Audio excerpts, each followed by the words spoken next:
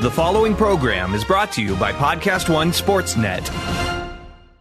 This episode of the Steve Austin Show is sponsored in part by DDP Yoga. All right, you guys probably heard I did my very first DDPY workout with Dallas a couple weeks ago, and I was blown away with how much I liked it and the way it made me feel. And I made a commitment to stick with this program for a couple of months, and I'm still going strong. I've been doing my regular workouts with the DDP Yoga Now app, and I can really feel a difference, starting to break up some of that scar tissue. And if you don't believe me, just check out this list of folks DDP has helped out with this program. Scott Hall, Goldust, Chris Jericho, Edge, Jake Roberts, AJ Styles, Drew McIntyre, Bobby Fish, Tony Schiavone, and Podcast One's own Chael Sonnen. Dallas is so positive that you'll absolutely love the DDPY program, and using the DDPY app, he's doing something he ain't never done before.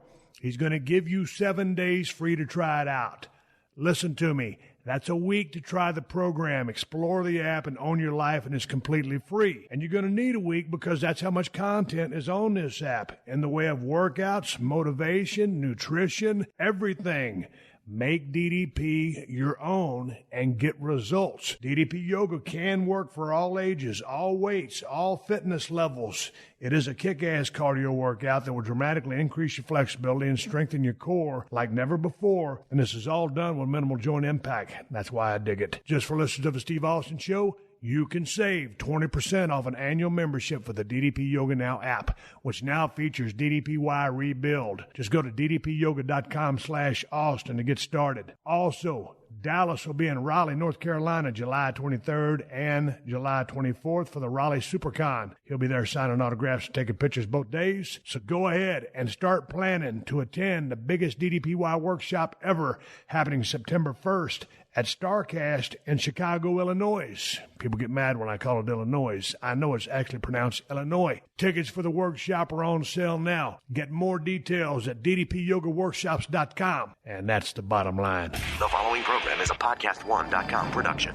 From Hollywood, California, by way of the Broken Skull Ranch, this is the Steve Austin Show. Give me a hell yeah. Hell yeah. Now, here's Steve Austin. All right, everybody, welcome to Steve Austin Show. I am coming to you from the mean streets of Los Angeles, California today. Sitting here at 317 Gimmick Street, about to open up a can of audio whoop ass, and I think you'll enjoy today's show. I'm sitting at my 4x4 podcast table, got my microphone going, Zoom, H6N recorder going, got my laptop computer on the table. I just got finished watching a documentary, and the documentary was called Please Don't Die, Joey Janela. It's a short documentary made by Kenny Johnson. It's about 38 minutes long. Joey Janela came by the house yesterday, and he was sitting right across the table from me, and I did a lot of research on Joey. I watched a lot of his matches, but I just got finished watching the documentary, and really had an interesting conversation with this young man. And turns out yours truly was a big influence as far as, him growing up back in the day over there in the Jersey area. Grew up a big wrestling fan, a big Hogan fan, big Ultimate Warrior fan, Stone Cold fan, The Rock, the list goes on and on. Sabu, all those guys. He was a big ECW fan. I got hooked up with this guy. He came by the crib, and I really enjoyed talking to him. And I just got finished watching this documentary, which I will recommend that you watch after the podcast. I tell you what, man, this guy, good kid, real nice kid. Man, he does some crazy stuff. Some of the damnedest bumps I've ever seen in my life. Bottom line, period. He's a big fan of the Japanese death matches, and obviously was influenced some by Mick Foley, Terry Funk, as you'll hear in the podcast. But I just got finished watching this documentary, and I'll tell you what. He's 29 years old as I speak right now, and he's made a name for himself. Now, he's not everybody's cup of tea. Obviously, Jim Cornette's not a big fan. I just got a chance to watch some of his work. I just got finished watching John Zandig and Joey at the Tournament of Survival in 2016, where they took the damnedest bump I'd ever seen off of a building into the back of a pickup truck, and John Zandig broke his back in 3 places during that bump. Joey almost cut off his left thumb. They were able to save it, and he's got some movement out of it, so he came out okay on it. But when you watch that bump, it is so extreme. It's disturbing. And watching some of the highlights from the ladder match he had with Leo Rush, the bump off the beam hanging from the roof, the ceiling. I tell you what, the guy's not afraid to take any kind of bumps that there is in the world. When you watch some of this stuff, and I'll recommend it at the end of the podcast again, do not try this at home. It's not for everybody. I was amazed by the match between him and John Zandig, and I really enjoyed the match with him and Leo Rush for what they are. They're those extreme, death-type matches. I was a brawler, more of a scientific wrestler in my day, but everybody goes down the road they go, and Joey is going down this hardcore road, and he also has some entertaining matches with an Invisible Man. I watched a couple of those matches, and we'll talk about those on a podcast, but interesting guy and a good kid, and I enjoyed my conversation with him, and I sent him down the road with the Broken Skull IPA, and I hope he enjoyed it. And listen to this podcast, and then watch a couple of the videos that I'll recommend for you in the close. I'm going to keep this open short because me and Joey talk for about an hour and a half, about an hour and 40 minutes. We'll see how long it ends up being. But if you're watching some of these matches, don't try none of this stuff at home. It's extremely dangerous, and Joey has been very fortunate to not be seriously injured and doing these things. And, man, you only got so many bump cards, and I wish Joey all the best. I had a great time talking to him.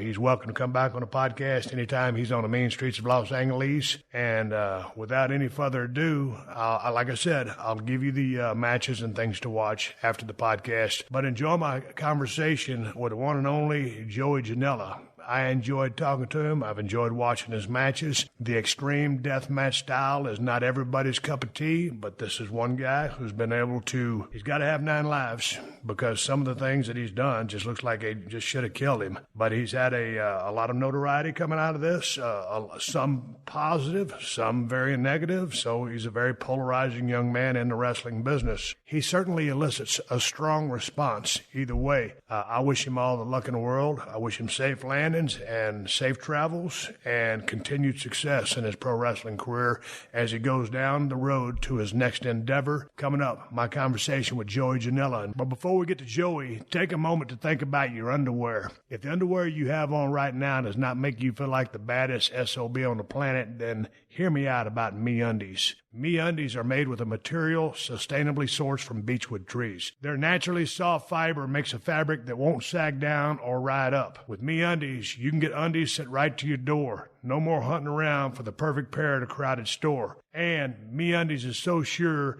you'll love your first pair that if you're not happy, they'll do whatever they can to get you into the right pair. And if they can't, keep them and they'll refund you. So it really is risk-free to try the best underwear ever. For listeners of the Steve Austin Show, you get 15% off your first pair of MeUndies and free shipping. That's right. Just go to MeUndies.com/Steve for your 15% off your first pair, free shipping, and a 100% satisfaction guarantee. In fact, since they're so generous, here's an extra gift for you. Order a pair, take a screenshot of your transaction, and send it to PodcastOne, and they'll send you another pair. You get one for 15% off and then another pair from PodcastOne. The first 25 people to send a proof of purchase, a screenshot of your purchase, or the receipt, they'll send you another pair free. Just send your proof to gift@podcastone.com, put Steve in the subject line, and you will soon have another pair in your collection. Again, that's gift@podcastone.com. One more time. MeUndies.com/Steve. Check it out. Shut it down!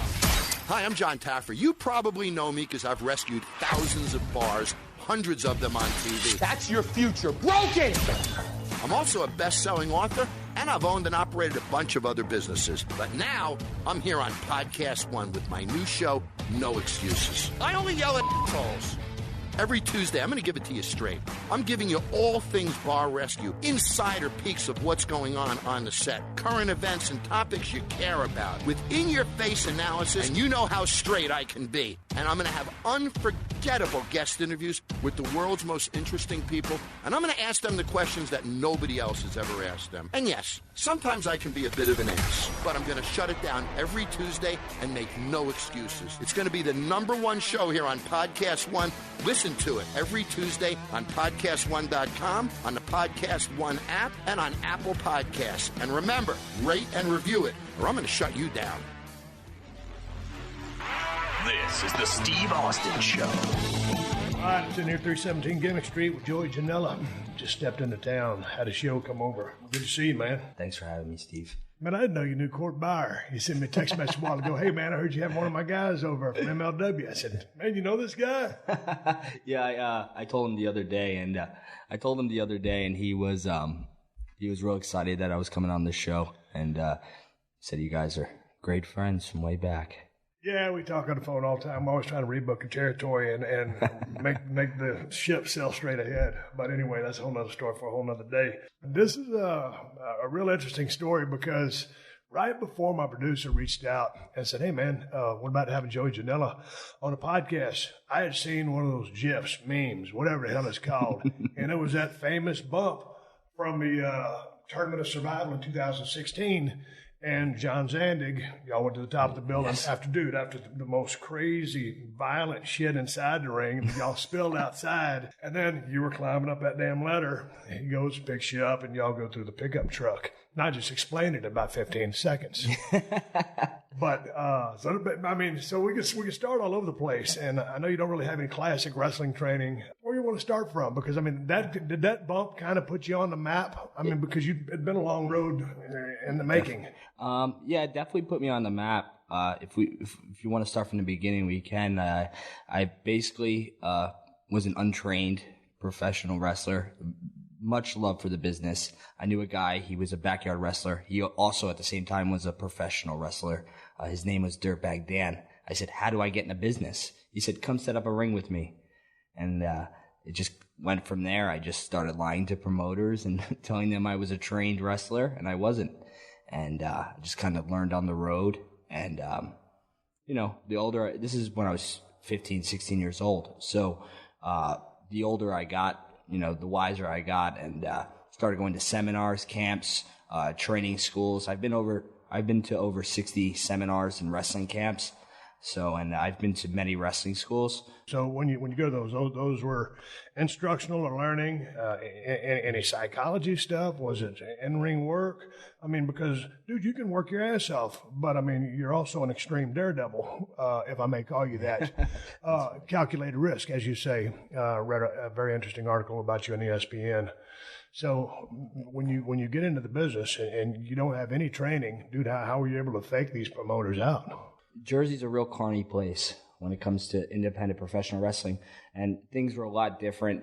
When I broke in, it was about 2005, 2006, and there was a lot of carny wrestling promotions that would just use local guys and then bring in a name or two, bring in whoever was released, or the Tito Santanas or the Greg the Hammers. Things have changed, but the promoter was just like, hey, you want to wrestle? All you got to do is sell a few tickets.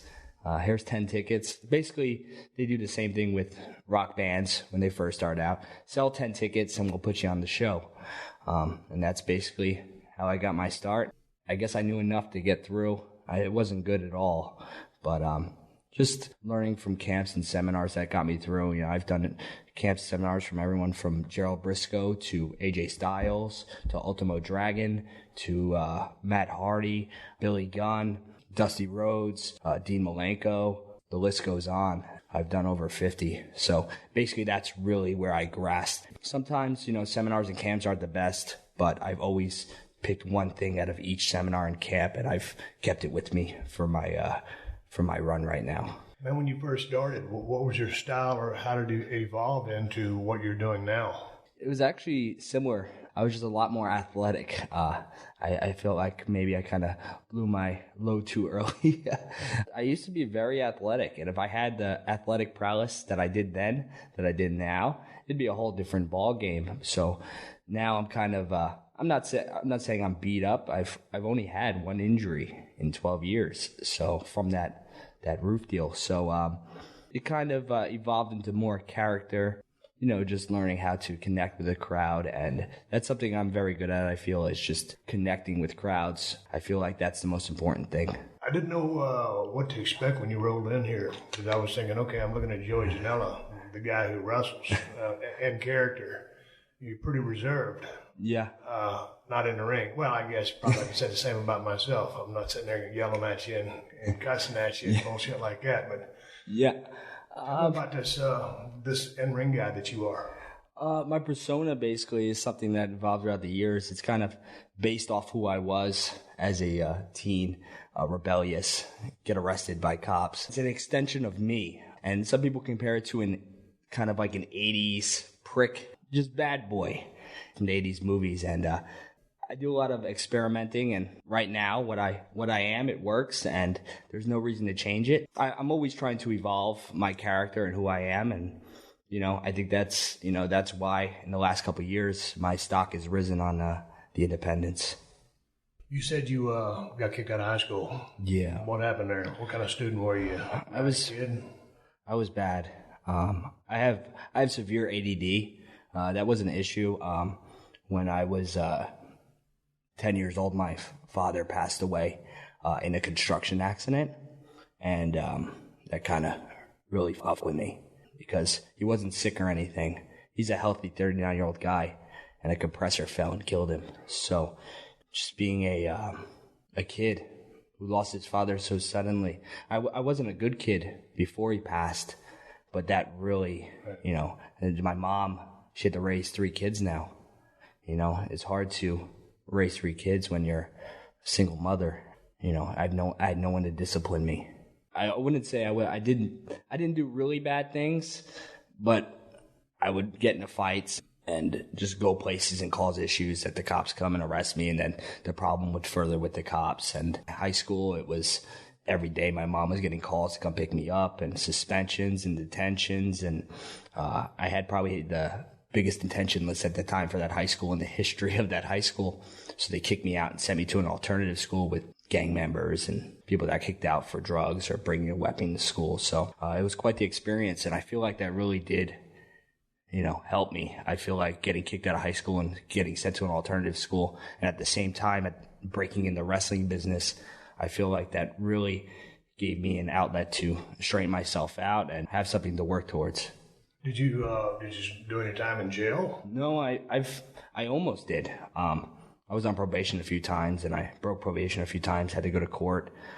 There was a chance I could have went to juvenile jail because I was on probation, and then I had another thing where I did a simple assault to somebody. But I've been to the scared straight thing, it could have gotten worse, but it didn't. And I thank professional wrestling a lot because of that. When you were, you're just 29 now, and so when did you start watching the business? 1991. Okay. Hogan, Warrior. Then I stopped watching for a little bit, and I got real back into it. WCW, when the cruiserweights, Ultimo Dragon and Mysterio and Jericho, I got into it, and then you're the reason I'm a professional wrestler today. During that time when my father passed, you were my idol. I made my dad, before he passed, shave his head. He had a goatee to say, my dad looks like Stone Cold. And I made him put a 316 bumper sticker on his work van. And, I thank you for that. And you helped me get through a lot of bad times. That's interesting. I'm sorry to hear about that terrible tragedy. But I've heard similar stories every now and then from people I'll get an email, and it's very flattering to be able to do that for someone or get them through hard times or whatever. So, yeah. This was 1999, so yeah. This is you were on top of the business, and that's all. I was like, man, one day I want to be like Stone Cold Steve Austin. Basically, you were a heavy influence on my gimmick today, and just playing a rebel for a new crowd. But it's almost like there was a real nice article about you on ESPN, and I guess you were talking with respect to your character. It's kind of, you turned up, which me being Stone Cold was just me being turned up. There's not so much a gimmick, or whether it's a everyman or anti-authority or whatever situation or circumstance the character was placed in. I'm just being me turned up, and it seems to be the same with you. Yeah. A lot of people in 2018, they're walking on eggshells, I feel like. I feel the same way. The business has changed, so a lot of people are scared who's going to watch them do something wrong. I've always just stuck to my instincts and not afraid to express myself in this day and age. When did you get into all of the high-risk stuff that you've evolved into, over the years? Because, I can see that you can work. I can see that you have timing, and I can see the way a crowd identifies with you and you to that crowd, and you can move people. And so with basic storytelling. So, man, when did you start incorporating all the high-stakes stuff, high-risk stuff? Probably since the beginning, because I was always an ECW, big ECW fan. When I got back into wrestling, though, 97, that big boom period, ECW was huge, and it was local. It was in Philadelphia. These guys are. So after ECW closed down, CZW came along, and that was just a different level of chaos. And then I found FMW and all the Japanese craziness. So from the beginning, that's what I was into. When Ring of Honor, when Danielson was on top of Ring of Honor, I wasn't really into that. I found that boring. Now I love that stuff, but back then I found it boring. I wanted to see people fall off trucks through flaming tables, and I wanted to see people hit each other with light tubes and destroy each other's lives. It's just something I've always wanted. That's the style I was into growing up. So why not embrace it? And people say, why do you do these bumps? And I just say, I love it. This is what I grew up watching, and I'm going to incorporate, what I love into my act. I'm paraphrasing you, but basically you said, this is a style that got me to where I am right now. My question to you is, if this is a style that got you to where you're at right now, and you're, on top of the indie scene, you're everywhere, you're working about 4 days a week, you had a great show at WrestleMania 34 weekend, that was your Joey Janela spring break, and which was highly successful, basically a sellout. But where do you want to go in the business? Because it's not necessarily like you say, hey man, WWE is my destination point. And I don't think really that's the case with you. So, or is it? And where do you want to go? WWE. That is my main goal. I still do the craziness. I do the spots, but it's controlled chaos. I know I can protect myself. My track record kind of speaks for itself because I'm doing these crazy bumps, and I've only been injured once off the roof bump. I've injured my thumb. So I'm not saying my body's not breaking down and I'm not going to feel it when I'm 40, but guys that just do a technical wrestling style or their bodies are shot. It's controlled chaos and kind of like a stunt man sometimes, and I know how to, brace myself for these big bumps I take. But I've definitely toned down my style in the last couple of years and gone a more direction to character base and connecting with the crowd because I feel like that's what's going to make my money. So are you basically working, would you call your style or where you're at right now heel or baby or just that bad boy? It's a bad boy. That's his. However they take you. Yeah. Sometimes I'll go somewhere. If I go wrestle in England, they'll boo me. But now it's kind of like, since Twitter, it's kind of a universal thing that I'm a big baby face. But I wrestle like a heel sometimes. So I guess I'm just the bad boy. There's no heel, there's no face. I'm a bad boy. But sometimes if I'm wrestling a girl or I'm wrestling a super baby face, I'll turn up the heel antics and I'll get booed. But at the end of the night, they're always cheering for me. It's kind of strange, but I guess in 2018, this day and age, it works. A lot of the stuff I saw you on YouTube with was it Penelope Ford? Yeah. I mean, she's done some pretty wicked bumps and the fray. Is she a friend of yours? Are y'all an item, or do you see each other at shows, or how does that all work out? She was Drew Gulak's student, and at the time, Drew Gulak was helping me get to where I'm at right now, helping me tidying up my skills when I was working for CCW. He was the trainer there, and I met her. There was a program called Dojo Wars. It's a Wednesday student show every week. And it would just be the students versus trained wrestlers. And I would just do it to sharpen up my skills. I did it for 2 years straight. It definitely helped me get me to where I am right now. She was just breaking into business. So he stuck us with each other.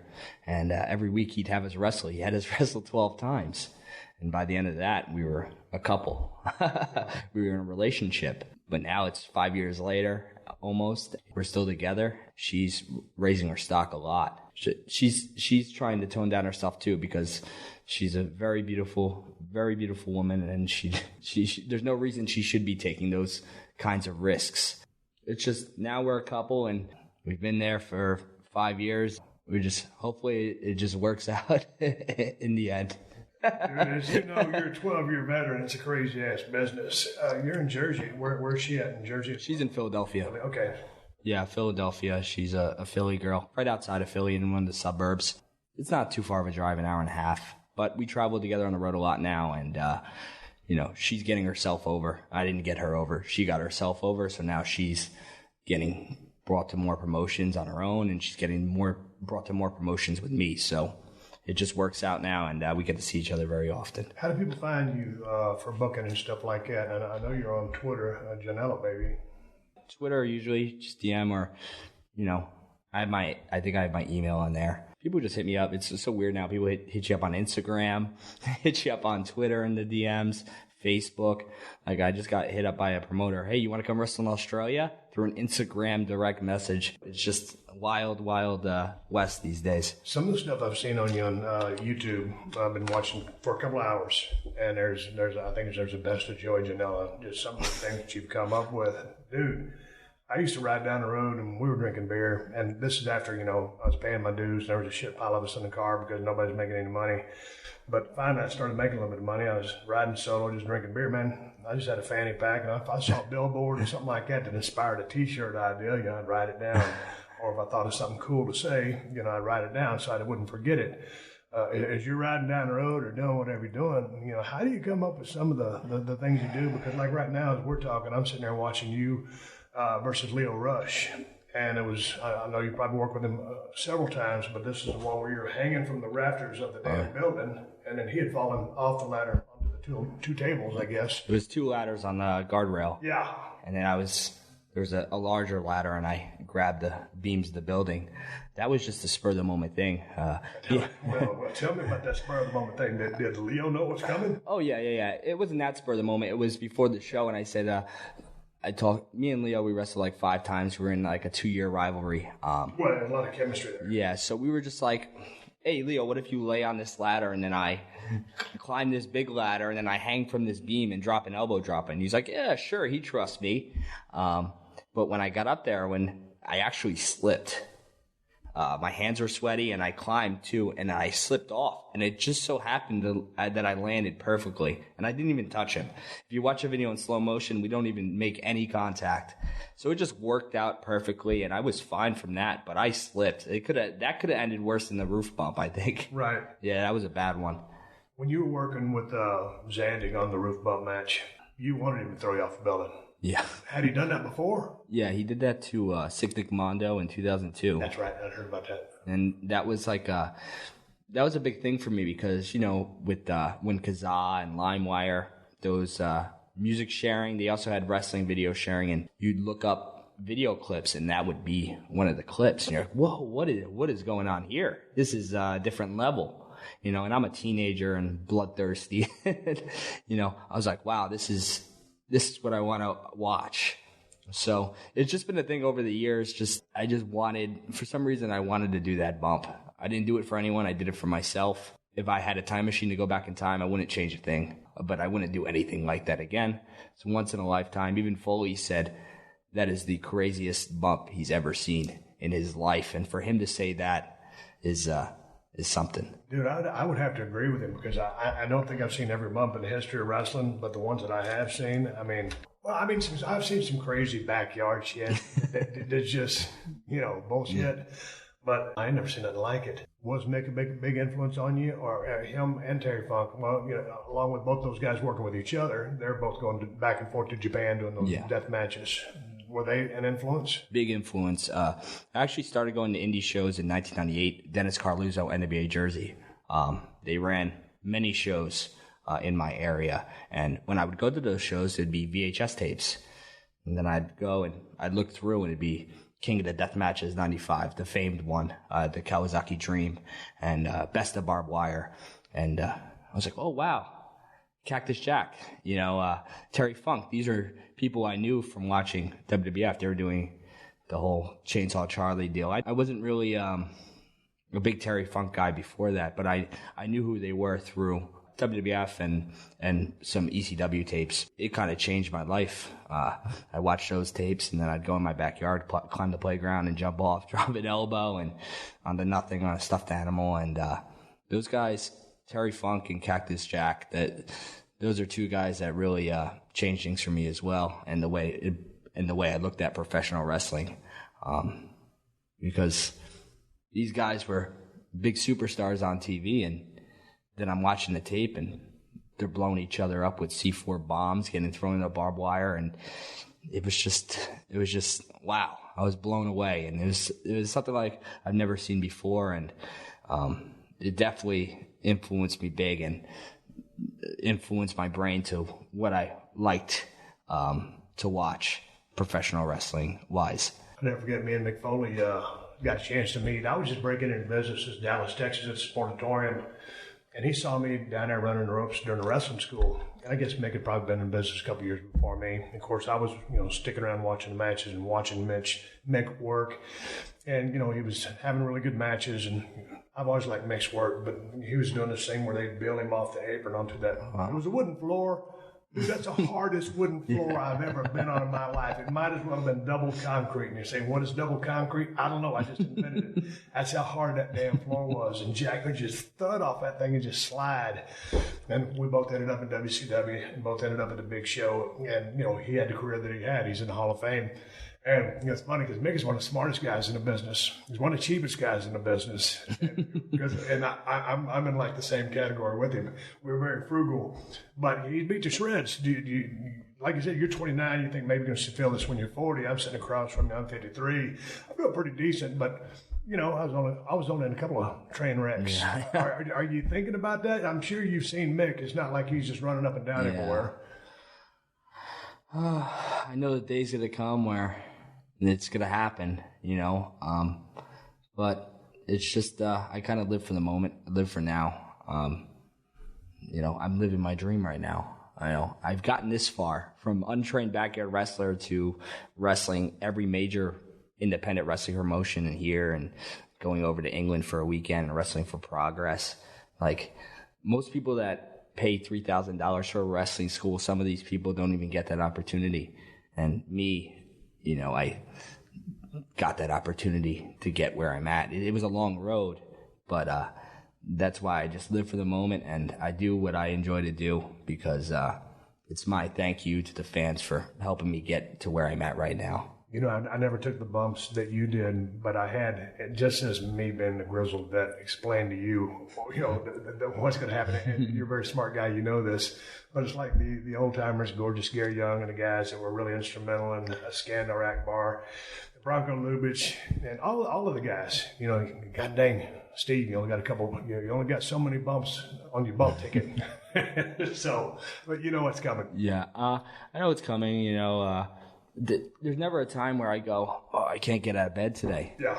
Which is kind of amazing. People, how do you get through your days doing these matches every weekend? I feel great. I feel fine. My knees are a little messed up, but someone that's not doing these bumps, knees are messed up. Or sometimes my lower back hurts. It's not excruciating pain, but someone that's not doing these bumps is in excruciating pain from professional wrestling. And, I think the day is going to come for everyone if you stick in wrestling long enough. You're going to have surgeries. You're going to be beat up. It's just the nature of the business. When that day comes, I'll handle that then. But right now, I'm just enjoying it. And that's the exact mentality I had. Hey, man, you're living your dream. You're having your moment and you're present. You can't be thinking about the future because I remember when the guys would tell me that. And like I said, I wasn't working, your style, but I was a very aggressive style. And it's like, I appreciate the information, but it's like, yeah, I'm doing my shit. Yeah, I can't tell you how many guys tell me, don't do this or don't do that. And I'm like, why do you do this? And I enjoy this. I'm living my dream. And no one's going to tell me, when to tone down. I'll know when I should tone down my stuff. And I've had toned down my stuff since that roof up. I take crazy stuff, but it's kind of controlled chaos. And I know what the outcome's going to be, and I'm not going to be too beat up. Hey, man, as much out of all the, crazy matches that you've had, I mean, with respect to bumps and barbed wire and light bulbs and the heights, the ladders, not a whole lot of blade jumps. No, I've only done 3. Yeah. I've only done about 5 death matches, as they say. But the thing off the roof, when that blew up, people just thought I was a deathmatch wrestler. A lot of guys, they actually compare me to an ECW wrestler. That's my style. I can kind of do technical. I can do wrestling. I can do the craziness like Sabu in the 90s. That guy can do it all. That's what a lot of guys, they're like, you're like an ECW guy. I'm not really a deathmatch guy. I don't like getting cut. I don't like getting scarred. But I like I do enjoy that culture of that hardcore style of professional wrestling. But I haven't really bladed too much. I have no gig marks on my head, and I think it's just that's what people think I am because that's what they see on the internet. If you do start blading, Joey, keep going horizontal. Don't go vertical. You're a good-looking kid. I think I just do a little poke. That's it. Yeah. Tell me about your tolerance for pain. Because I always, I have a high tolerance for pain, just the way it is. Some of the situations I've seen you in, especially that bump off the building in the back of that truck, and dude, that was damn near suicide. And as we were talking before, we started rolling, that truck was too close. He had to go feet first. Yeah. You know, and you damn near hit that bar on, it was a work truck. Yeah. And so landing amidst all that shit, and he broke his back in a couple places. Yeah, 3 spots. And you damn near got your thumb cut off just because of the barbed wire. Yeah. But explain to me what was going through your mind as he picked you up, and there was that come to Jesus moment where it's like, okay, we're going, ain't no turning back. I just closed my eyes. I closed my eyes. The thing was, I closed my eyes, and when I landed, I was like, okay, I'm good. I didn't realize my thumb was so mangled yet. I'm like, okay, I'm good. That was a little crazy, but as we landed in the truck, all the light tubes flew in the air, and I opened my eyes, and they all came crashing down, and that's when I had a mouthful of glass. It was like being in like a war movie, like something just. It was wild, but as soon as the dust cleared, I realized my thumb was hanging off. I was like, well, we gotta go to the hospital, gotta get that stitched up. But I wasn't in pain or anything. The initial bump was fine. I didn't hit my head. I didn't see stars. It was just a high impact bump, and he owns a construction company, so he knew the spring from the truck would protect us kind of like a trampoline, and he was correct. I don't know why there was barbed wire at the bottom of the truck for no one to see, but that's what cut my finger, and I'm happy he protected me throughout that, and he took the risk for himself because I think he has 5 kids. He's in his 50s now, but he has 5 kids, and he walks with a cane and can't really take care of them anymore. So, what's he doing to pay the bills? He still owns a construction company. I guess he just sits at home. You're in L.A. Last night you was working for bar wrestling with Joey Ryan. What'd you do? I was actually supposed to be in a show in Florida, but I had flight issues. So I called Joey Ryan. I said, you're running a show tonight? And he said, yeah, why? I said, well, my flight fell through to Florida. Is there any way you have any spots open? He goes, sure. He goes, where are you? I said, I'm at the airport. And Joey goes, oh, I'm at the airport too. And he goes, I'll pick you up in 2 minutes. He was just getting off a flight. And he picked me up, brought me to his house, and put me on the show. And it was very nice of him for somebody, just to throw money at me like that last minute. But yeah, it was a great show. That'd be a good surprise for the crowd. Yeah, it was good. A few fans saw me before because he runs in this little small VFW hall in Baldwin Park. And so I had to make a run to 7-Eleven, and I didn't want to sit. It was hot. It was hot as piss in there. Right, oh, in this building, there was no air conditioning, no nothing. So everyone was calling their match in the parking lot. And I didn't really want to go out the parking lot because fans get to go in and out. So a few fans saw me, but when I came out, they definitely went a little wild. I was in Cali the night before for PWG, so it's mainly the same fan base. Right. But still, to get a pop like that, like I was just coming back off an injury or something. It was pretty cool. You live and die with those pops, man. That's it. I think that's what keeps me. I think that's what keeps me living. Is pops. You got a match tonight as we speak. This is going to be a few days later. But you got a match tonight where there's not a ring involved, but there's some punk rock bands playing, and you guys are going to kind of work in between songs or like in an intermission, or how's that work? I think there's probably like 3 bands, and then they have 3 matches. It's like a band match, band match, band match. So it's just kind of in a bar. I think it's going to sell out. They usually do sell out, so it's kind of like a fight club. They kind of make a human ring, human circle, and it's kind of like a movie scene where we just fight in the circle of people.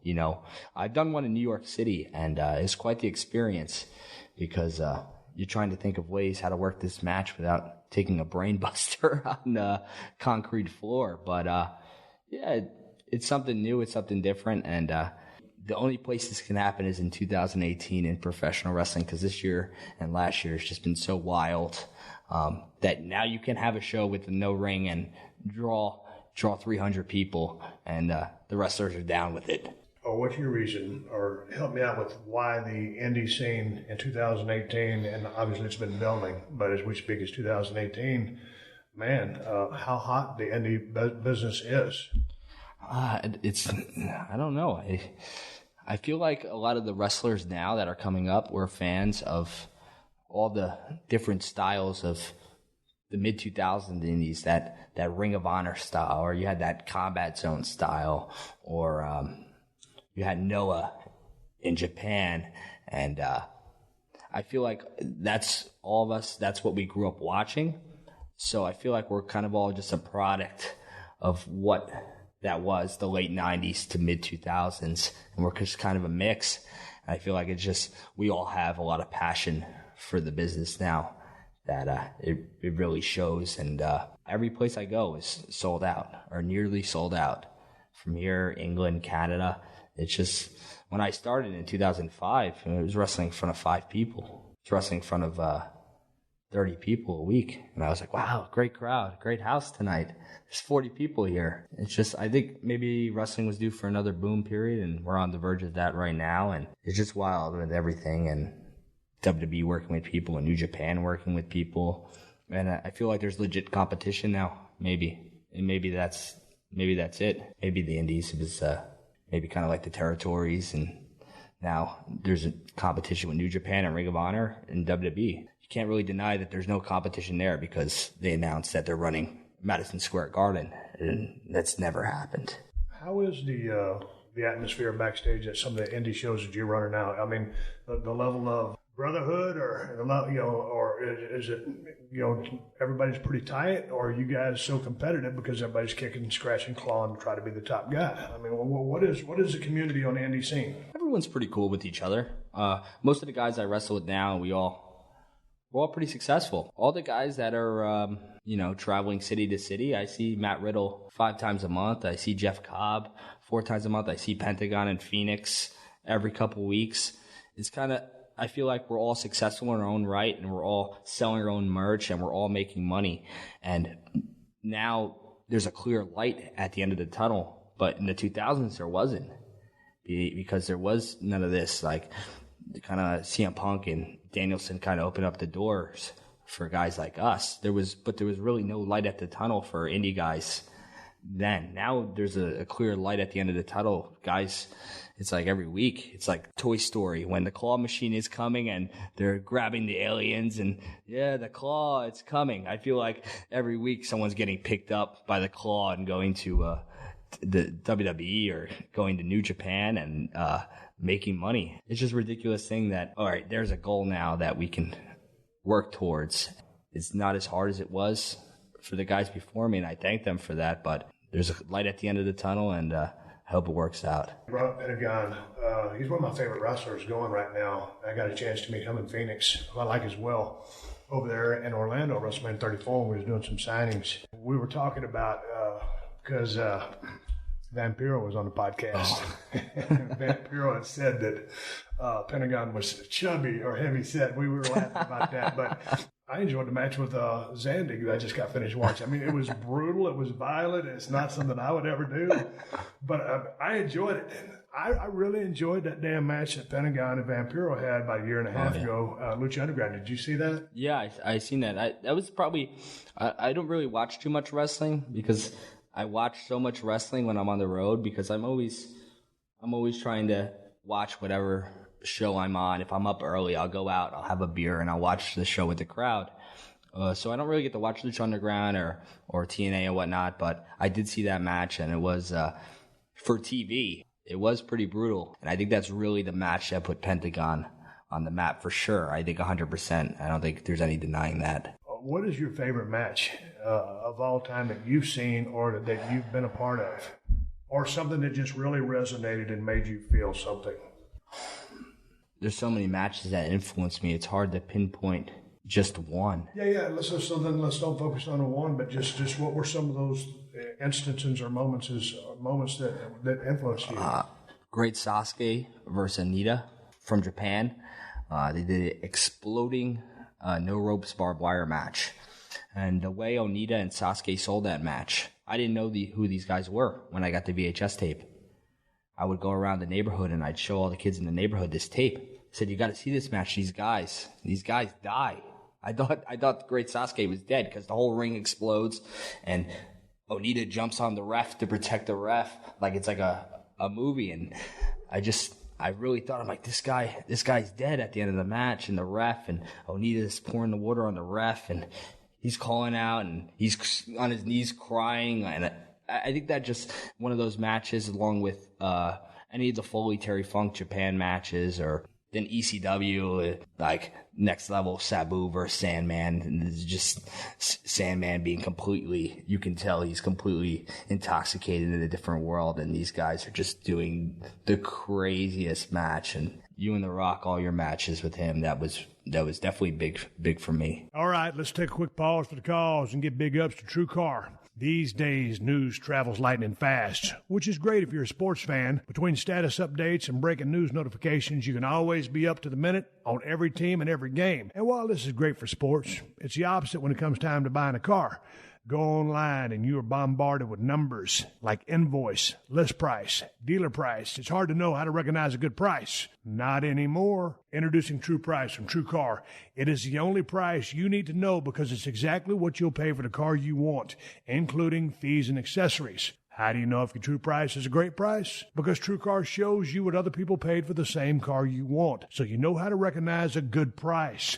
And your certified dealers know this, so they set their True Price competitively so they can win your business. So when you're ready to buy a new or used car, visit True Car to enjoy a more confident car buying experience. Some features not available in all states. You're also going to need car insurance for that new vehicle. Go to geico.com, and in 15 minutes, you could be saving 15% or more on car insurance. That's right. Save hundreds of dollars on car insurance at geico.com. Extra money in your pocket? It may just be the most rewarding thing you do today. All right, sports fans, we got you covered with 2 new shows here on Podcast One Sports Net. First, get yourself behind home plate with Baseball and Chill as Kelly Nash and Scott Braun from the MLB Network cover all the big storylines and trending topics on and off the diamond. Then, suit up for the gridiron with the Big 12 podcast. Join Chuck Cooperstein each week as he checks in with the Big 12 commissioner and other guests to go over the best highlights and look ahead to the biggest events in the conference. Listen free to both shows exclusively on Apple Podcasts, PodcastOneSports.com, and the Podcast One app. If you love these shows, share them with a friend and leave a rating and review.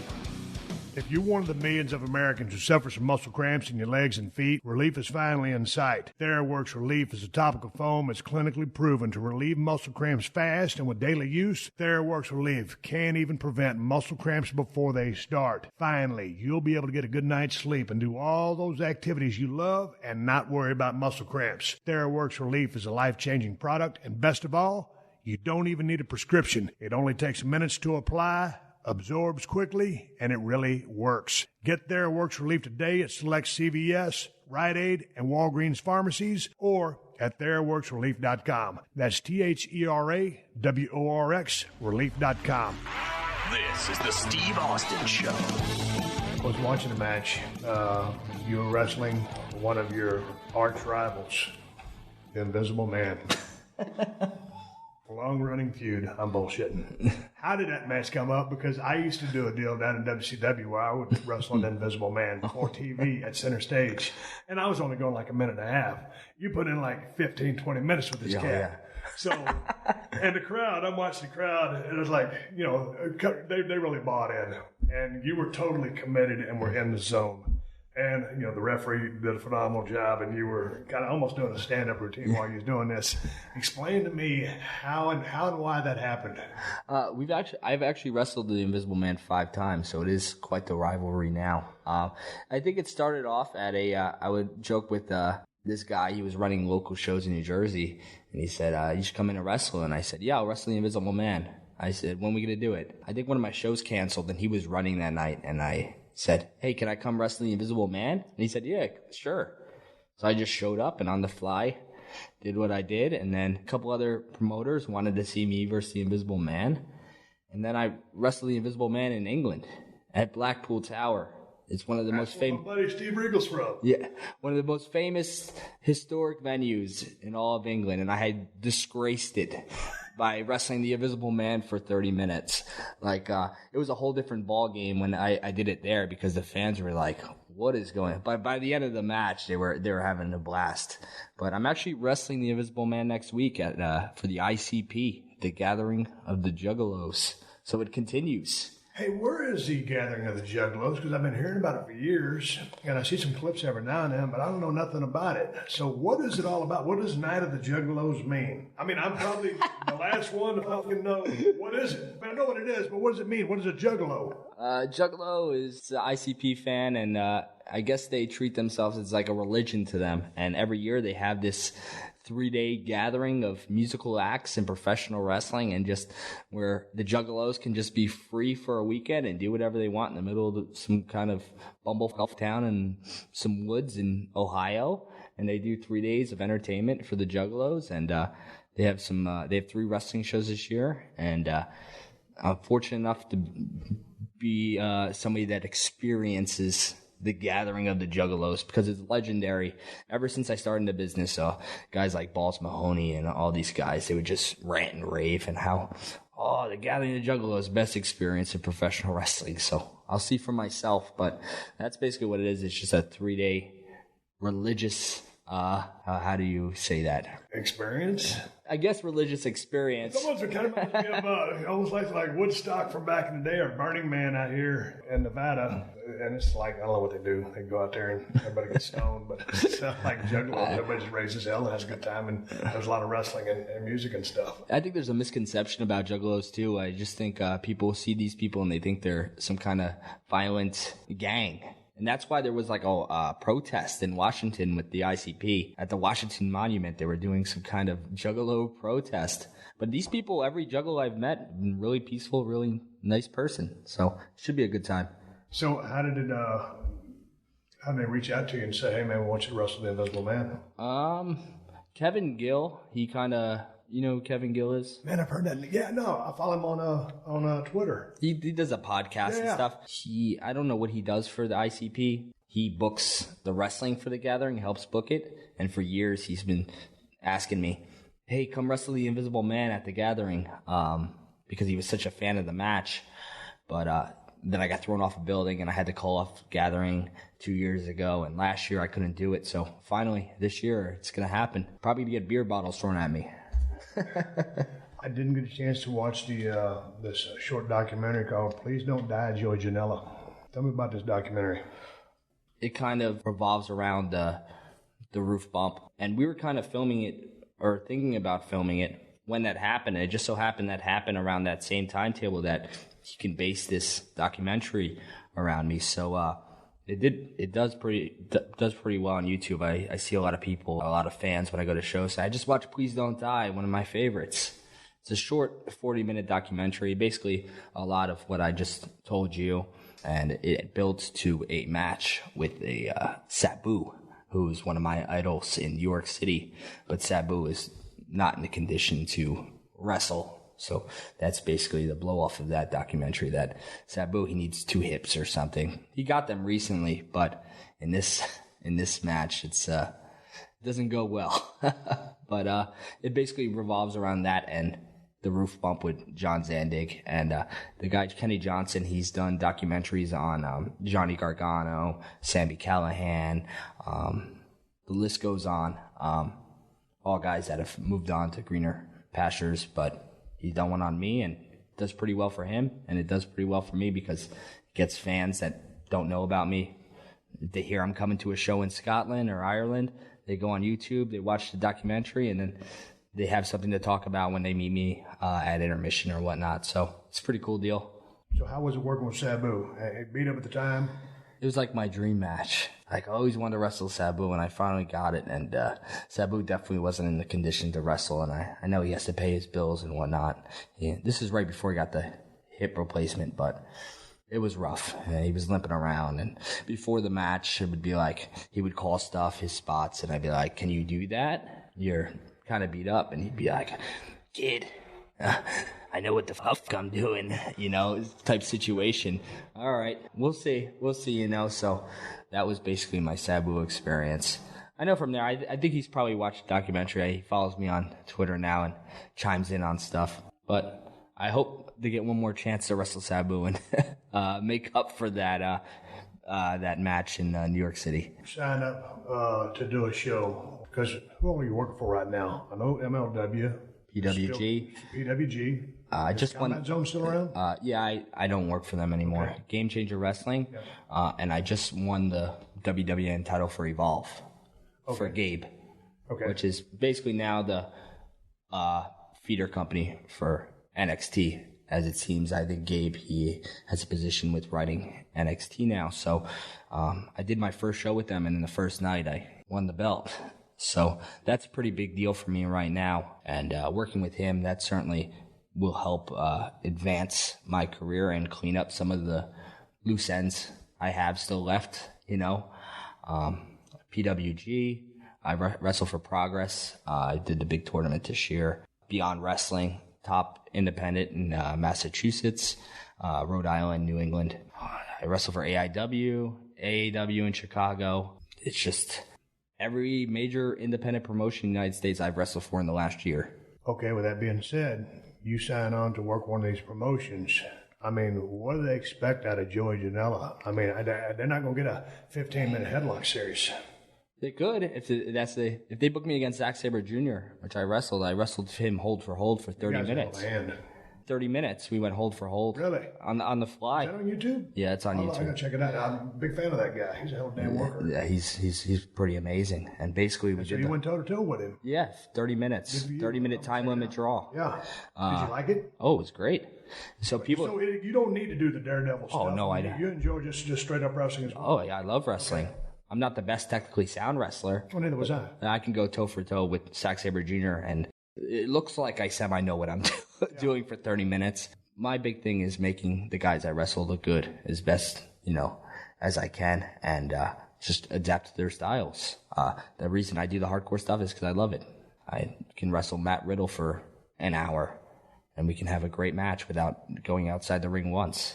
I feel like that's just me and all my travels and all the seminars I've done, and in the last 2 years, all of the guys I've wrestled, everyone has such a diverse style now that I pick a little bit from everyone I wrestle. Sometimes I like to get crazy. Sometimes I like to keep it in the ring and have a good match. Or sometimes I'd like to do a comedy match with the Invisible Man. Or it's just adapting to my opponents and what their style is and making the best out of every situation.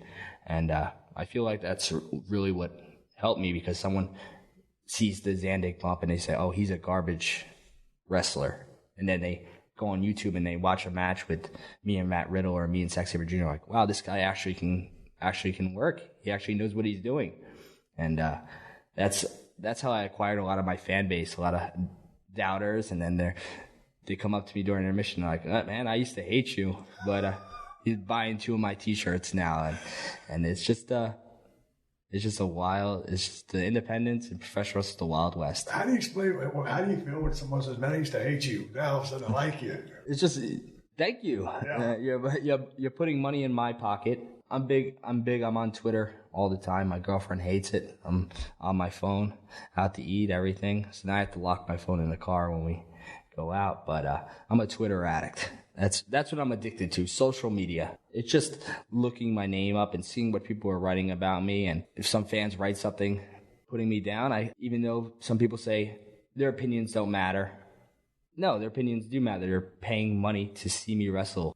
Change that up a little bit, or change this, change that. I take a little bit from everyone and just to better myself. I feel like Twitter didn't existed, I wouldn't be where I'm at right now sitting with you. You've made a lot of fans. Some of your critics you haven't quite won over yet. And Jim Cornette doesn't seem to be too impressed with some of your antics. And in the match of you versus the Invisible Man, you said, "This is for you, Jim Cornette," and you go into a series. He's been outspoken about some of your bumps. How do you feel about that? It's just I don't think I'm a target for him. If my name comes up, there's always people on Twitter that send him. If I do something crazy, they'll send him the clips. Oh, we're gonna send it to Cornette and rile him up. Someone will hit me up and be like, "Oh, Cornette's talking about in your podcast. This goddamn Janela idiot again. This goddamn barnyard wrestler. But it's the same thing for guys like Young Bucks and Kenny Omega. He shits on them too. It's just, I don't know. He just does it, he does it to boost his audience, and that's what his audience likes. They like to hear Jim Cornette go off on professional wrestling, and that's what that's why they listen to his show. So I don't really hate the guy, and if I seen him, I'd shake his hand and joke around with him if he wanted to, unless he called me some barnyard garbage wrestler. But yeah, it's just that's what he likes to do, and that's what his fans want him. They want to hear him bash current professional wrestling. So I can't blame him for that. That's how he makes his money these days. What's your pre-match preparation? Like for me going out, I'll never forget, we was working at the Houston Summit before they changed it to the new building, and Joel Osteen is now preaching out of the Houston Summit. And we were backstage clowning around as me, Triple H. I think Nick was there. Chyna was there. And I just told a joke. We were all laughing our asses off. And I was main eventing that night with Mick on top. And she had a couple of staph infection after that. And then 4 days later, me and Kane were working on the first blood match after that Hell in a Cell match, which we could not follow. But anyway, so we were just laughing and joking before we went out there, and all of a sudden, crash, the music goes. And so I got to make my way to the ring. And so all of a sudden, I pour water on top of my head because I'm real ashy. I stayed tan back in the day, but I don't use baby oil because it's just too slippery. Yeah. So I'm pouring water on, and all of a sudden, when you're on that hard floor, and you got your wrestling boots on, man, I just zip. Bam, I busted my fucking ass. I'm like, damn it. I got up, brushed myself. Of course, this is back behind the stage.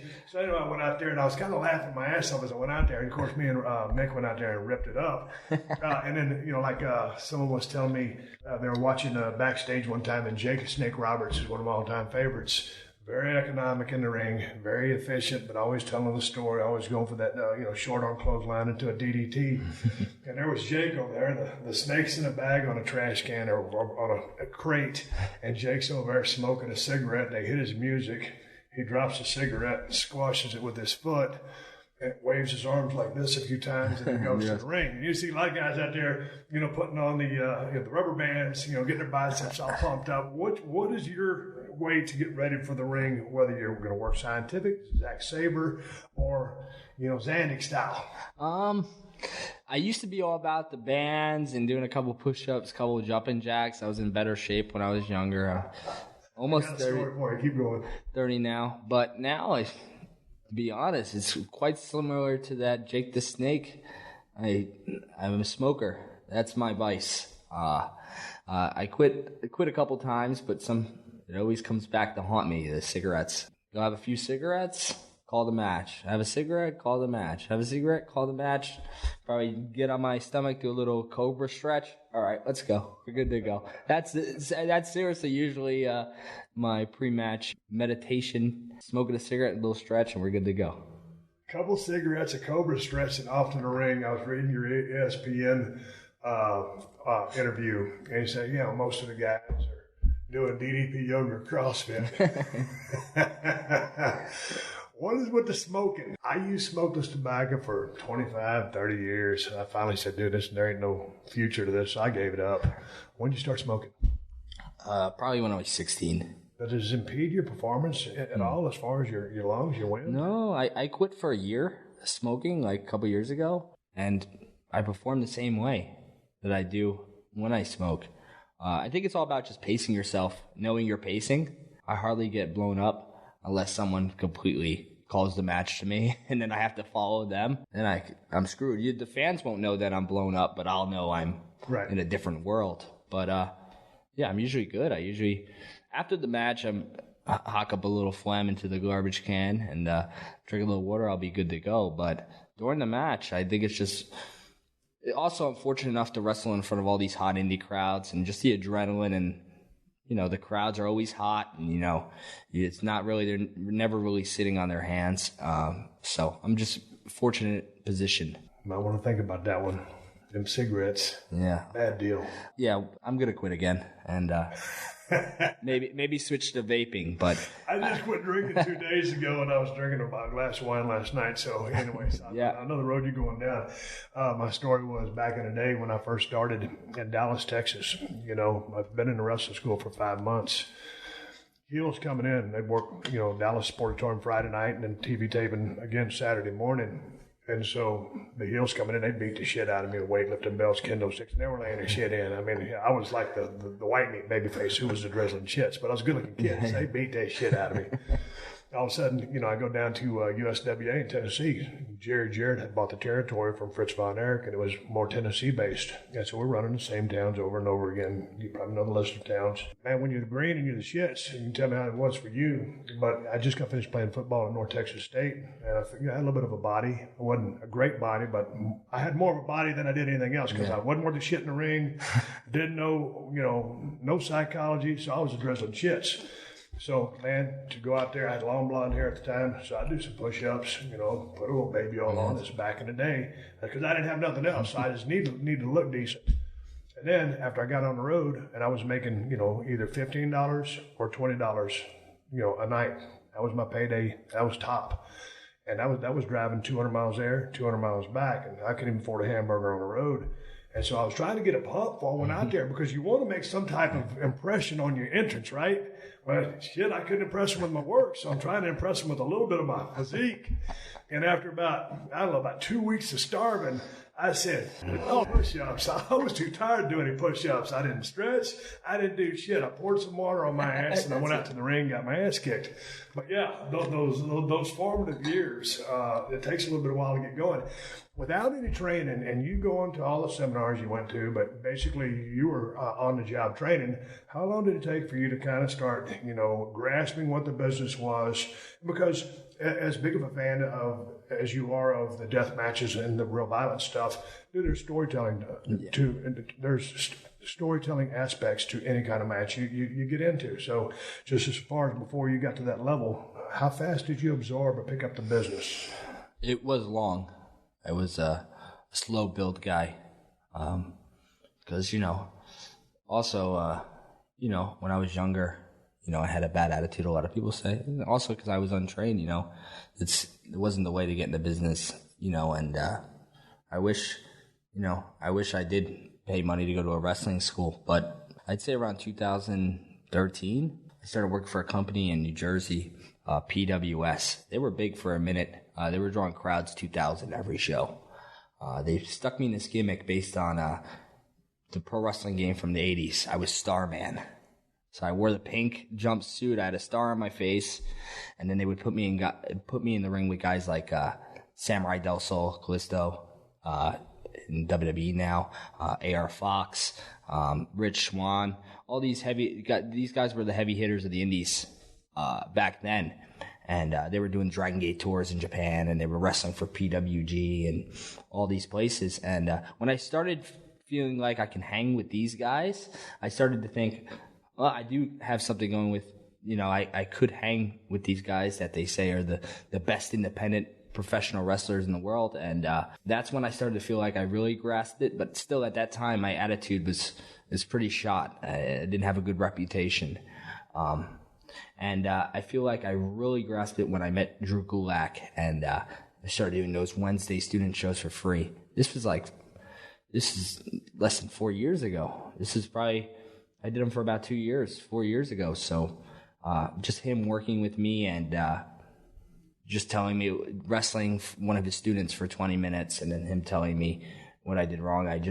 That's when I really grasped it. And it was just from there I started. The first big promotion I wrestled for was Combat Zone Wrestling, and just from there it just kind of blossomed, and we got more emails, more direct messages to get booked, and I feel like, especially in the last 2 years, this is when I really grasped it, because I feel like there's no way to really not grasp it when you're traveling and wrestling 3-4 times a week. So I feel like still it's on the job training for me now.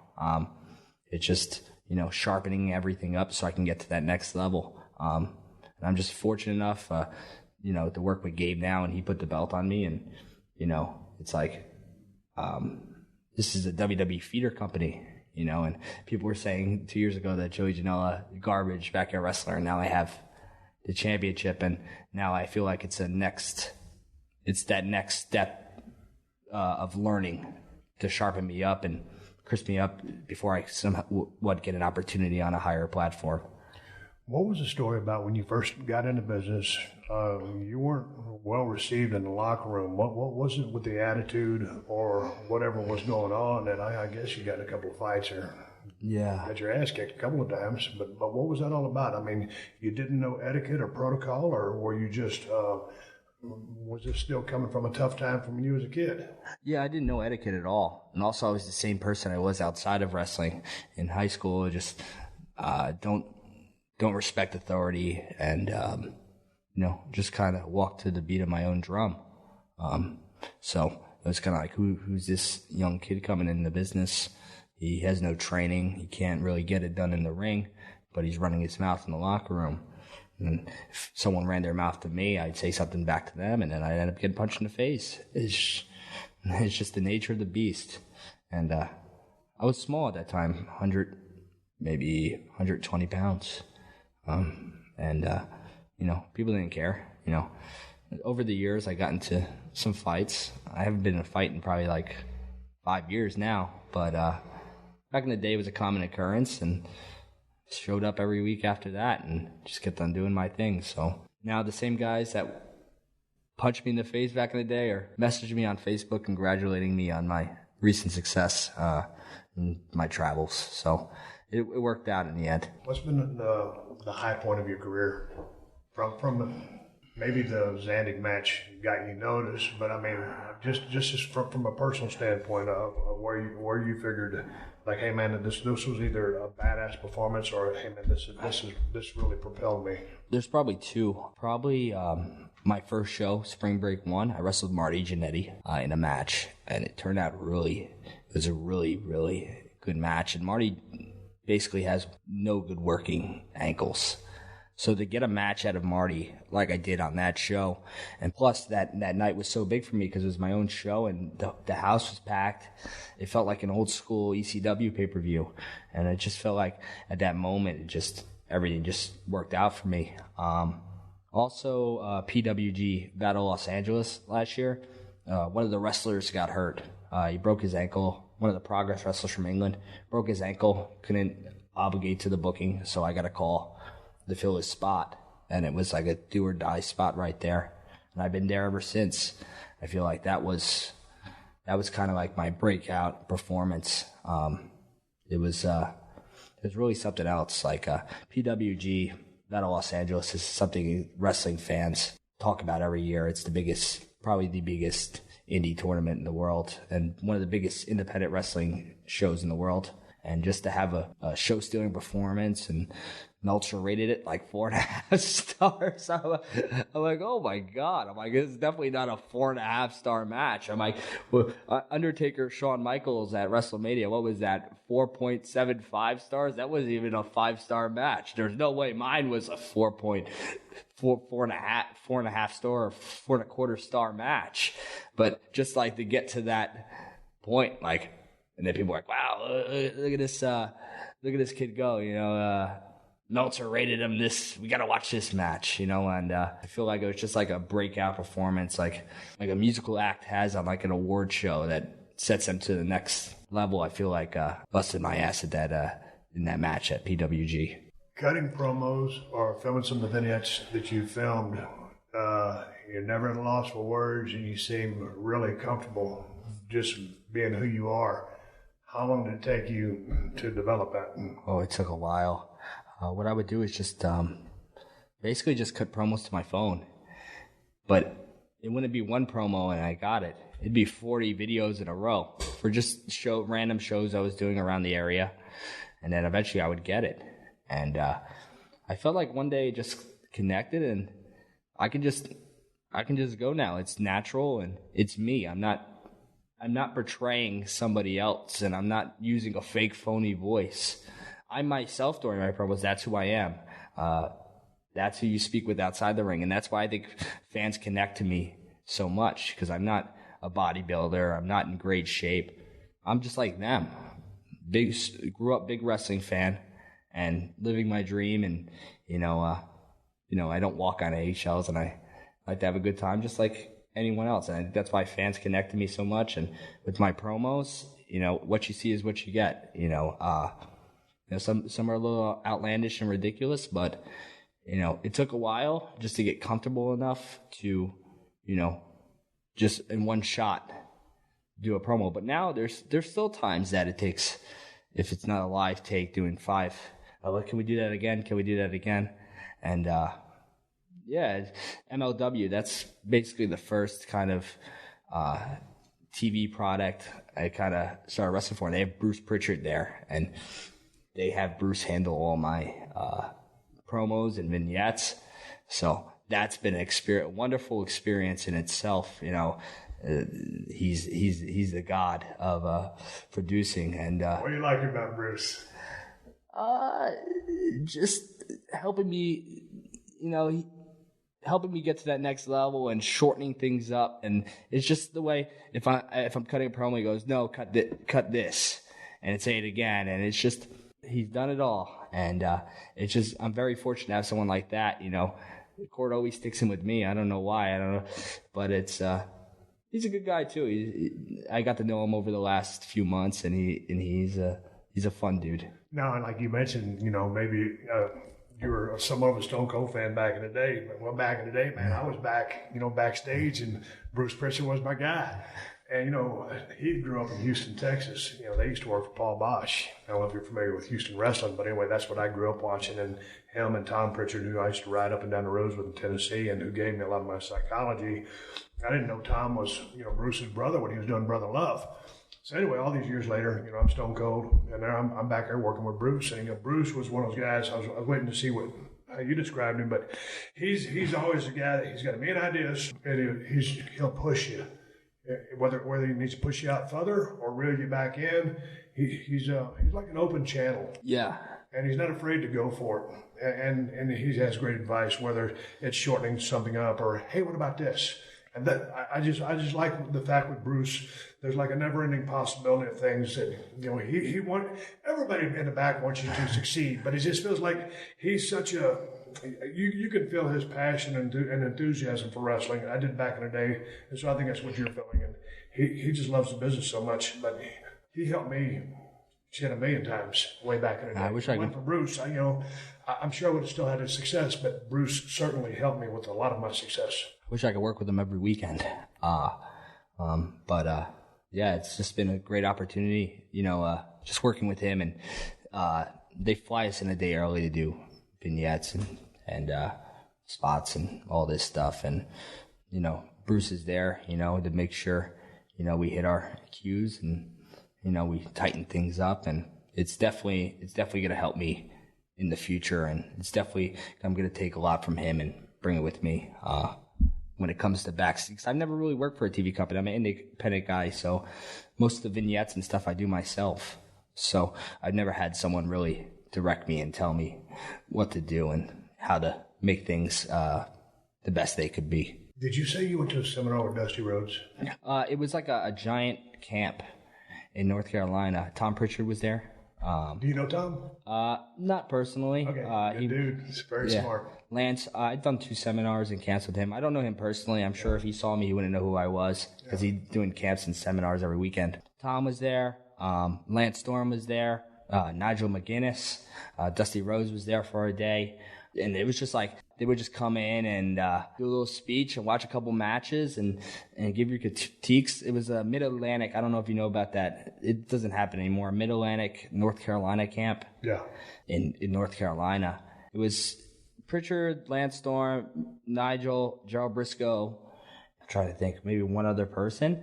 But those guys, they have so many friends just every day. Someone would come in, Dusty would come in, or a lot of just, it's a convention, so they're all there. So it's just, I didn't really, you know, talk to Dusty that much, but, you know, he cut a little speech for us, and, you know, you take everything from everyone, you know, you meet. You ever go back and watch any of the old Dusty promos? Yeah. Because, I mean, his career happened before you were really around, going back to the mid-'80s. But the guy was just super charismatic, a great showman, and a guy who felt the business. That dude was awesome. Did you get a chance to talk with Brisco? Yeah, I had done 3 camps with Brisco. And Brisco's crazy. That's super cat. Super cat. Hopefully you get along with him. You got to work the holds. That's his thing, because we would go to all the camps because he works with WWE still. So from the camps, he did pick guys he got a guy in a Cruiserweight Classic, and would get guys spot work with the WWE. And we went to many camps. Me, my buddy Rhett Titus, who wrestles for Ring of Honor, and a few others. We went to all the Gerald Brisco camps, and we'd always wait for it. Like, it's coming. You gotta work the hold. You know how Randy Orton just slithers in and just works the hold every time. So that was pretty good, Jerry Brisco. Yeah. It's just whenever I see my friend Rhett, we don't see each other because he's on the road with Ring of Honor and stuff, and I'm doing my own thing. Whenever we see each other, it always comes out, work the holds, because it's a famous Gerald Brisco seminar. We used to go overseas, whether it be South Africa or the time I was in Kuwait, maybe sometimes when it was London, Germany, but a lot of times Brisco would be out there. If I was working with Triple H or whoever, he'd be within the barricade because he's one of the agents. And I'd be calling him, hey man, let's go get Brisco. So we'd go out there and start fighting. Of course, we'd glom Brisco, and he would happily get tangled up in the mess. And then one time we shanghaied him. We were trampling on him, and we stood up, and he hooked me in a chicken wing suplex. I was thinking, no, man, we're in Kuwait. Kuwait had bought 5 shows. There wasn't hardly nobody in this big ass arena, and so there's a lot of guy going on. And so Brisco, he's got my arms bent behind me. I guess I'm bent over. He got me in a chicken wing position. So I said, shit, I guess I'm going to help him go up. And so, I come up and he chicken wing suplexes me. And of course, I sell the shit out of it, but here's the dude in the suit. Of course, the people in Kuwait probably don't know that that's Jerry Brisco from Stillwater, Oklahoma, or he's from a little bitty town, and he went to Oklahoma State. One of the toughest shooters in the history of the business, and he's over suplexing the hottest guy in the territory. It was phenomenal. Brisco, you're the best. What's next for Joey Janela? I don't know. I have a lot of options right now. Just trying to get to that next level. My main goal is WWE. That's where I want to be. And I'll do anything to sharpen myself up for that opportunity to get a tryout or whatever. But just doing what I'm doing right now. Maybe in a couple months, raise my price a little bit, come out with some more merch, make a little bit more money. And right now, if this is where my career goes, I'm happy with it. I lived my dream. I've flown over the world in the last 2 years on someone else's dime, starting in this business as an untrained guy and learning on the road. And I feel like that's what humbled me the most in wrestling. But just rolling with the punches, putting out more of my own shows with GCW, Game Changer Wrestling. Always new month, coming out with a new vignette with my guy John Carlo Dynamo. Just phenomenal mind. Hopefully one day I get an opportunity, sign a contract somewhere, make a steady paycheck. I won't have to worry about promoters or how much money I make on merch that weekend. Just sign a contract, getting a steady paycheck, just staying alive. No, man, staying alive is the name of the game. How'd you hook up with this cat to make some of the vignettes you've done? Because you guys put a lot of hard work and some quality camera work and editing, and the performances are off the charts. So, the production values are very high. Was that your idea to say, hey, man, I need to start doing this to, further myself down the road? Or how did this partnership happen, or what was the impetus behind doing these things? I just met him on Facebook, the Facebook group. He was just putting out phenomenal stuff as a fan. And I was like, hey, I work for this company, JCW, which is now GCW at the time. And I said, come and film some stuff with me and some of the guys there. And he said, sure. And just from there, he has connections. We filmed our last promo with a $30,000 movie camera that they filmed Game of Thrones with. That's the same camera they filmed some of the scenes of Game of Thrones. So to have those connections, and he's just so smart. It's like, okay, let's film this. We'll take 5 hours to film it. Okay, when is it going to be ready? 2 weeks. Give me 2 weeks. On that Monday, 3 days later, it'll be ready. How did you get this done? I just worked all night one night, and that's it. And he's getting a lot of eyes from a lot of higher ups in wrestling, that want to offer him something else, because there's nobody in any major wrestling promotion that is an independent contractor like him and just putting out quality after quality. He never had. Now on social media, it's like an event. Okay, John Carlo, he's coming out with a new vignette tonight for whatever it is. And everyone's going to mark their timer. Or it's coming out at 8:30 during Raw tonight. They're all going to go on Twitter and they're going to watch that and they're all going to talk about it. And it's going to be the highlight of conversation that night on social media. So we're doing something right. And, that guy is really, he's helped my career. I don't know if I'd even be here right now if it wasn't for him, for sure, because we've worked together. We've done so much stuff. It's just, and he's guided me in the right direction. He's one of the minds behind Spring Break as well. He's one of the guys that came up with the concept of that show. And he does all the production, all the vignettes, all the promos for it. He's just really amazing. And if he plays his cards right and gets in WWE and they don't tame him and they let him kind of do his own thing that he's doing right now, we can be talking about in 20 years. A lot of people will be talking about how great his career turned out. Well, where can people find your merch? And once again, where can they find you on Twitter, Instagram, Facebook, whatever? My merch, I have Pro Wrestling Tee Store. I don't know why. I'm lazy. I have ADD. I don't really update it. So people will still buy the shirts off there, but I like to sell my shirts at shows. You can find me at your local indie show. I'm sure I'll be in your city somewhere. But and we wanted to promote that show you got coming up. Oh, Lost in New York. It's going to be August 17th. It's going to be at the Melrose Club in Queens, New York. Same weekend as SummerSlam. We're running Friday night, 8 o'clock. We haven't even announced half the card yet. Me versus Hakushi, PCO, Pierre, Carl Ouellet. He's having a hell of a career. I don't know if you know about this. He's the top indie guy right now in the United States. Really? He's huge. He's 50 years old now. He is the most talked about guy right now. How did PCO. And I mean that with respect. I'm on the outside. I don't follow shit. So what happened was this, that he did a show in Chicago, and I just so happened to be there. And I was getting the card ready for Spring Break 2, and I seen his performance there. I'm like, what? This guy he's doing Frankensteiners, moonsaults off the top to the outside. He's 50 years old, huge still. And I said, yeah, you got to do this show, Spring Break 2. It's going to be big. And then a couple guys said, yeah, you should do his show. So I booked him versus Walter. Do you know who Walter is? He's a big independent wrestler right now. He's from Austria. He's the PWG champion. I put them one-on-one at the show, and they stole WrestleMania weekend. The most talked about match out of anything that whole weekend, besides Rousey and Angle versus Triple H and Stephanie. People talked about that match, of course, because it's on that stage. My show for PCO and Walter to have that much buzz generated from that match, it just skyrocketed him. He's booked 3 times a weekend now. He's traveling all the major promotions. He's booked at PWG Battle Los Angeles. He was the first guy announced. It got over 5,000 likes on Twitter and 2,000 retweets. And this guy's 50 years old, and I don't know what happened in the 90s, something with Nash and not trying to job to him in Montreal, but he's having a career resurgence. He does like a Frankenstein gimmick now that he's Frankenstein. He does these promos where he has a personal trainer now who's a former famous strongman from Montreal, and he has him do things like he rips a deck of cards in half, or he rips a tennis ball with his mouth. They electrocute him, and then he lifts 500. He does these videos on Twitter, and they catch on, and he's booked everywhere right now, and he's the most talked about independent professional wrestler in the United States right now.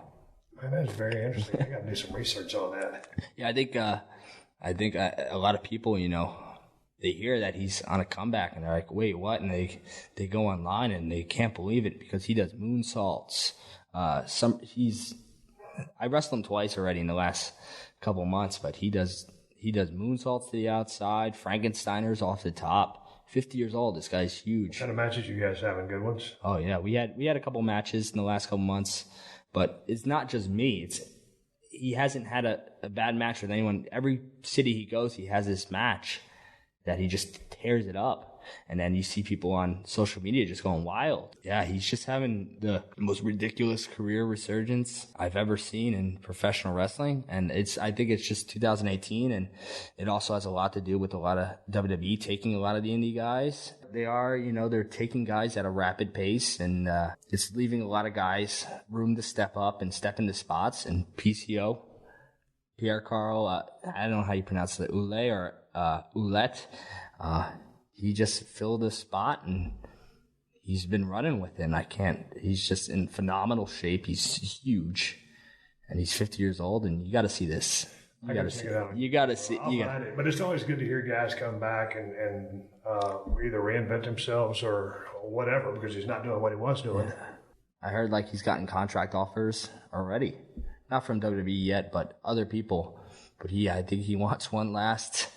He wants one last WWE run. But you can hire him in WWE, make him Kevin Owens' uncle or something. He's that entertaining of a character. He's really amazing.